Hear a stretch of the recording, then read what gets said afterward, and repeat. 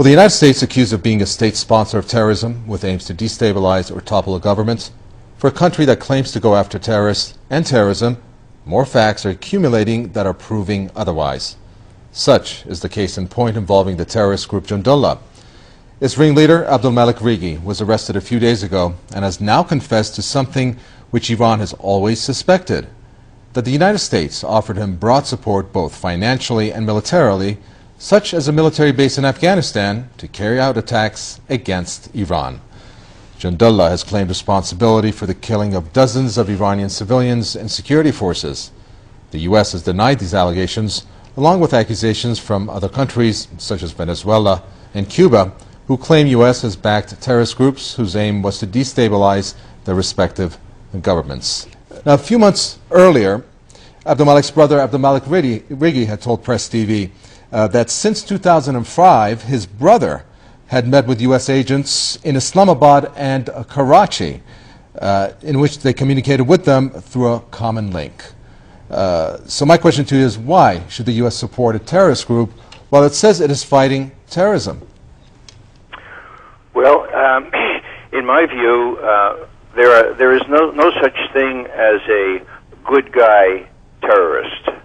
I'm against all terrorists, and there are some that have been traditionally supported by money from the United States and sometimes from Israel.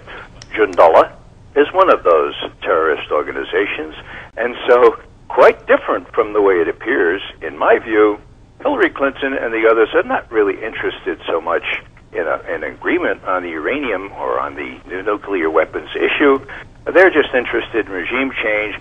Last thing I'll mention is that Seymour Hersh unveiled the fact that $400 million, I say again, $400 million was appropriated by the Bush administration to finance people like Jundullah and other terrorist organizations. Jundullah, interestingly enough, has not been branded a terrorist organization by the United States like MEC and the others have. So, you know, it's really, really transparent what's going on here.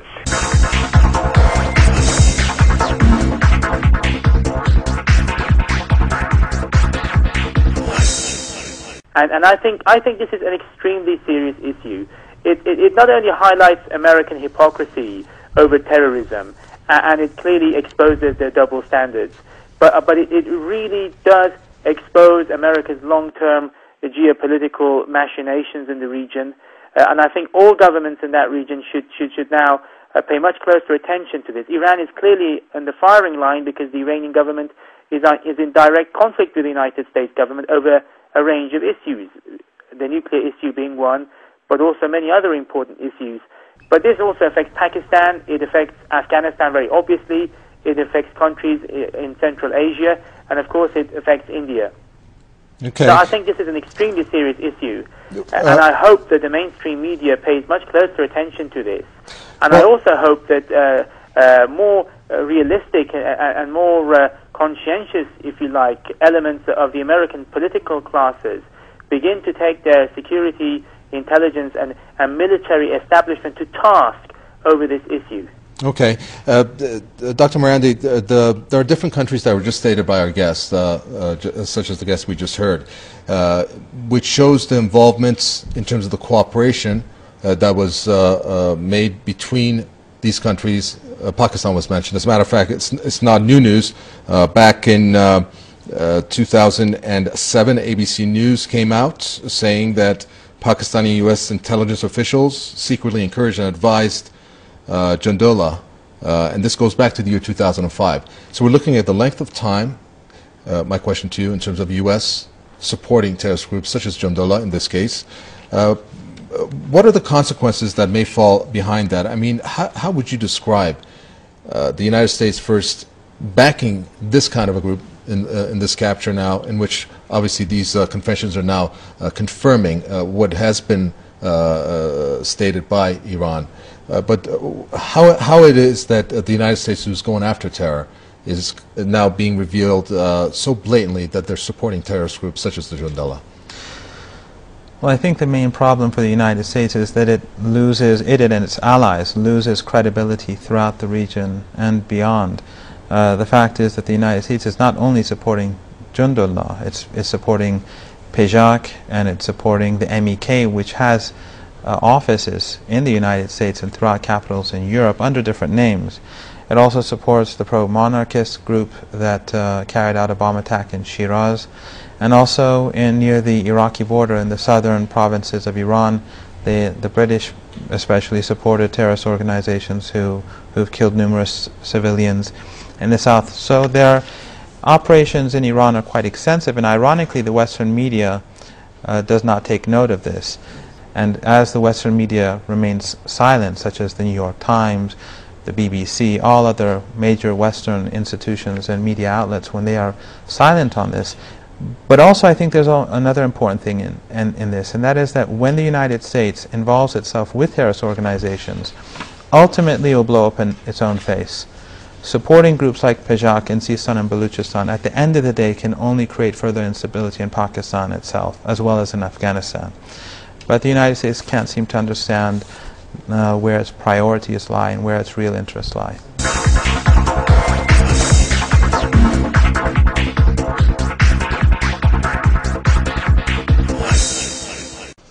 Okay, let's move on to another statistic, and that is the London Telegraph back in 2007.